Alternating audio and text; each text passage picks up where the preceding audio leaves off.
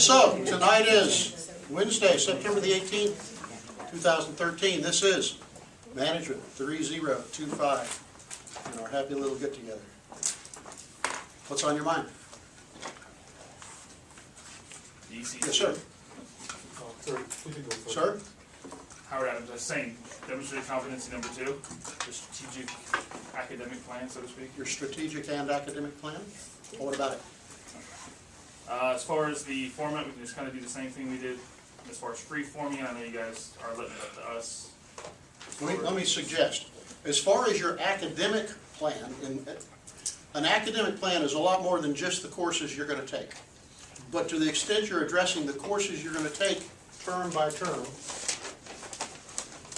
I suggest you include a table in your document, Microsoft table, that's going to show term by term which courses you're taking summer each year until you graduate. And the convenience of that is, A, it's visual, and most of us are visual learners, but B, if you find that a course gets full and you can't get it, at least visually you can see, where can I switch this over to this term or back, and forth like that. Okay? Other than that, the rest of that, and this is where folks fell short a good bit last term, the academic plan, again, is all about a lot more than just the courses you're going to take. Who's going to be the instructors? What are you doing outside of that course and that coursework to set that term up to be successful? Some of you have already started forming some study groups. I understand there's a Google group or 9 that's working together. Typical activities would include, if you know who's going to teach a course, go meet them this term for next term. Go introduce yourself, have a conversation. If you can't find them on campus because they're an adjunct, then find their contacts. Contact them halfway through this term. Hey, John, come on in. Halfway through this term and say, for example, do you have a copy of your syllabus? Can you give me any advice about getting ready for next term? Do you have any old exams I could be looking at? What textbook are you going to use? Is it out in used editions? Are you going to change the textbook? All those kind of things. What else should you, or any person, be doing as you're looking at your academic future? You've got to be asking, what am I doing in the way of extracurricular activities? What am I doing outside of the classroom that's helping shape the future? What's one of the things you've got to do at the end of the program? Internship. Huh? An internship, which means, as that's currently configured, that's 3 one-hour courses. You could perhaps take 2 of them in one term, but generally they're configured to be 3 terms before you graduate. Seminar, seminar, capstone. If you are already employed and you're looking at doing that in your place of employment, then you need to be talking with your supervisor or up the chain and saying, I've got to do a project here within my employment area, which involves identifying an issue, a situation, a problem, constructing some solutions for it, and keeping your supervisor involved. Be ready in the capstone to say, here's everything I did and I'm going to present it, perhaps even to be recorded. If you do not have a place of employment where that's going to work, then you've got to be finding a place to make this happen. An internship site. And that means locating the right people, making the right connection, the right relationship, and saying, what I need to do is, work with you on something you're interested in, Mr. Manager, Ms. Manager. An area you're interested in, curious about, concerned about, have an issue with, have a problem with, and I am your resource. Tell me, give me some general direction, and let me see if I can't help you evolve some sort of solution. So you got a term to identify and make the relationship. You have another term to make it happen, and then you have a third term to kind of coalesce it all into one unit and be ready to present it. Now, if all that's going to occur the last 3 terms you're in the program, it's a damn shame to wait until that third to the last term to decide, oh my God, I got to go find this thing. Extracurricular activities. Extracurricular activities including maybe any volunteer work, any kind of networking, contacting you're doing, nurturing those contacts. Any kind of readings you sense that maybe I'm a little weak in this area or I'd like to know more about this area. Good.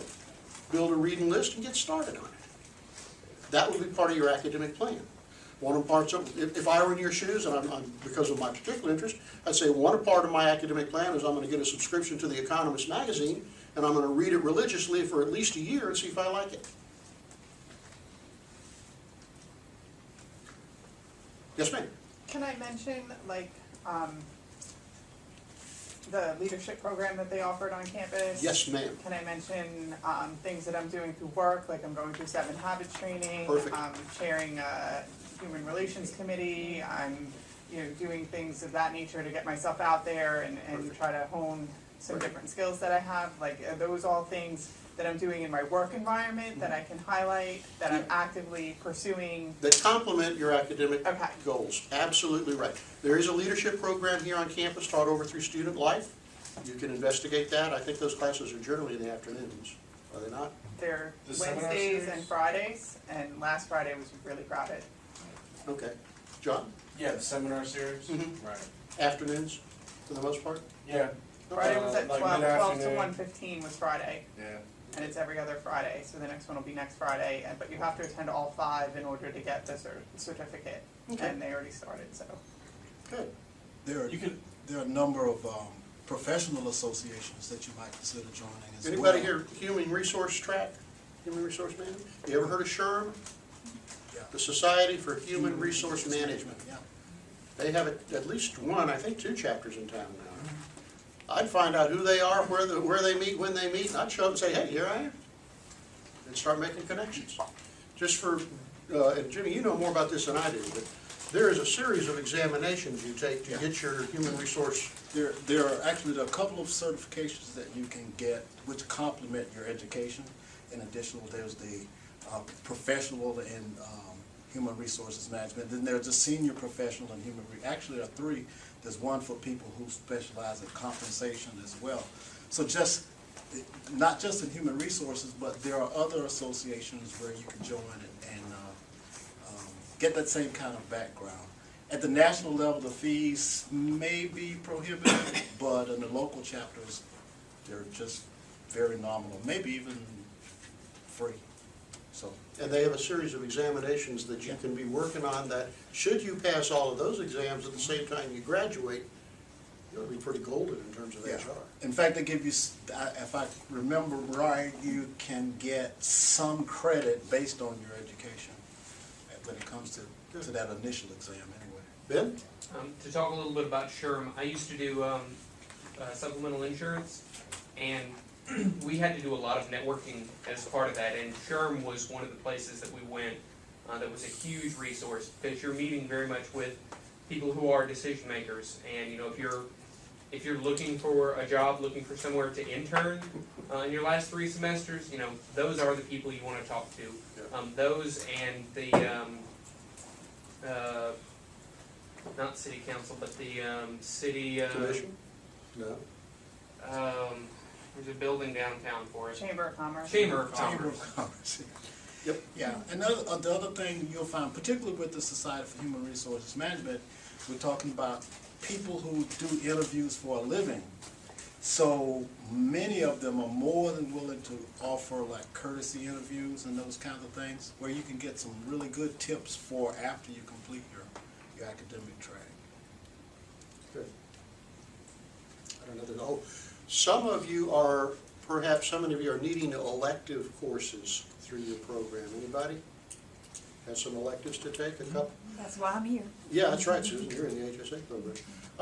When you're looking around for electives, if you're a general management track, I think some of your more worthwhile electives might be a couple of those HR courses that are part of that HR track.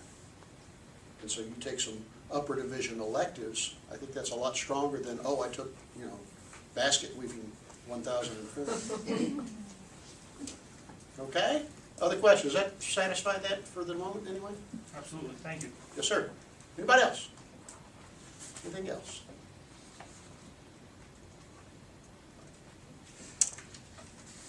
Okay, we're going to talk about personality and style. The way you go about doing things, looking through the windows of your own little submarine and wondering what in the hell is wrong with everybody else. Okay? The answer is plenty.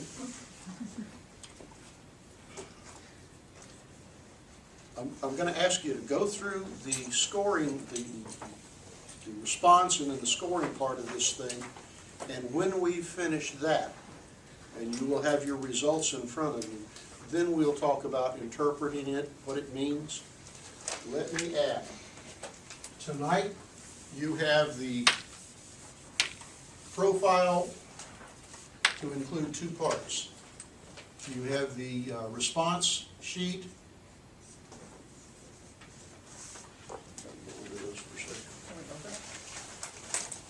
Please don't open those up yet, I'll tell you why in a minute. The response sheet is basically a cover sheet with a transfer, NCR paper goes through.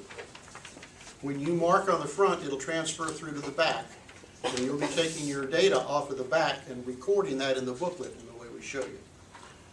Now what this response, you have the response sheet and you have the booklet, which will, again, where you score things. On Angel, there is a booklet that's a more complete discussion of the DISC profile. And if it's not there yet, I'll make sure that it is. There is another sheet called a DISC summary. The DISC summary is one page with 3 graphs in it.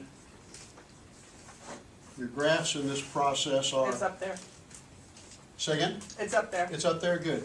When you go to that, it may have some dots in it, but it's a Microsoft document, so you can move these dots to wherever they need to be to reflect your particular profile.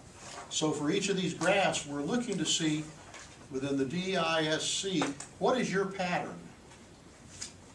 Maybe you have a pattern like that, okay? And you'll be connecting the dots to show it easier, more quickly to assimilate. So once we finish tonight, I'm going to ask you to go home, read the booklet for better background, which will basically restate a lot of what we do tonight, and then fill out this DISC summary and send it to us. I'll open up an assignment for it and submit it just the way you do the competencies and everything else. Okay? That way we'll be able to look at your particular DISC summary and your particular 3 graphs and understand why you're whining so much. Okay? All right, now here's the trickiest part of everything tonight. This sheet. If you don't fill it out right, you screw it up, it's no good. This sheet has, how many was it? 30, was it 30? More than that. 24. There are 24 blocks on here, and each block has 4 statements. See if I can describe it a little better up here.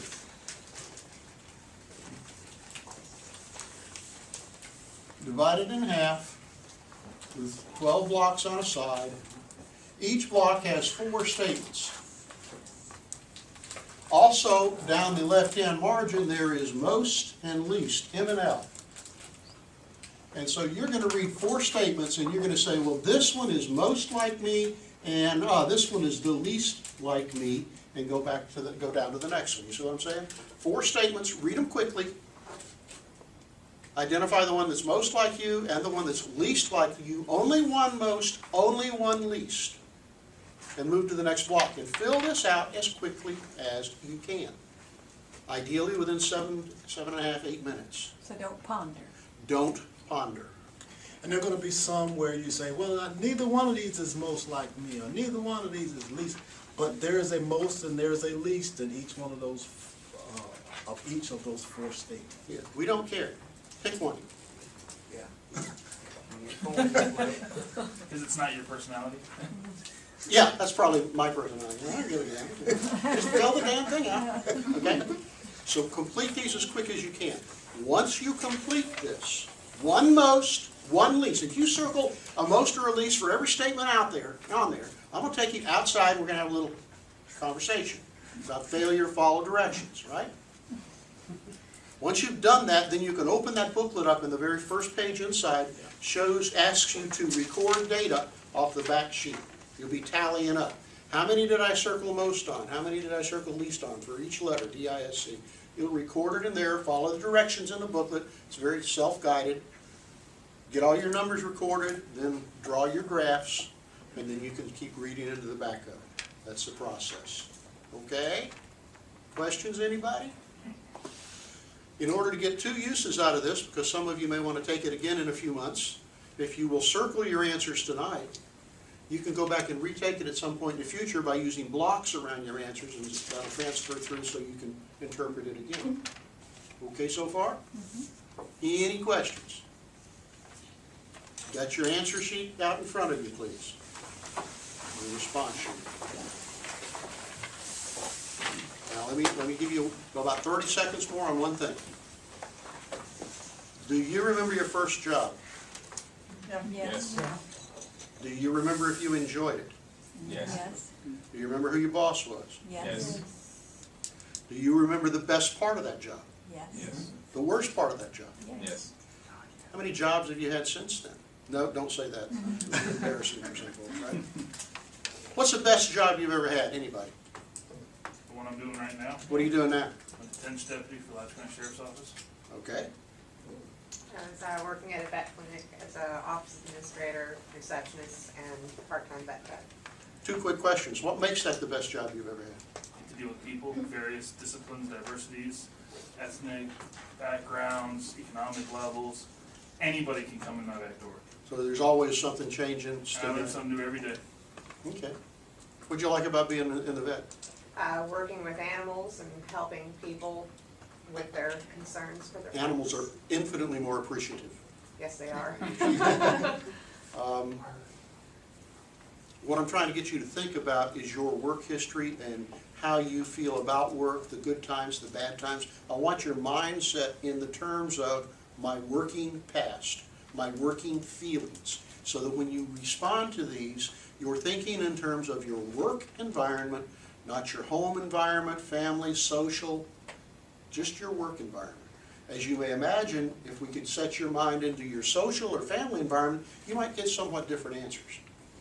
For this course and tonight, work environment. Think about it. Which of these describes you best in your work environment? Which is not you in your work environment? Okay? All right. We're going to try to do this in 7.5 minutes. You ready? Go. One most, one least.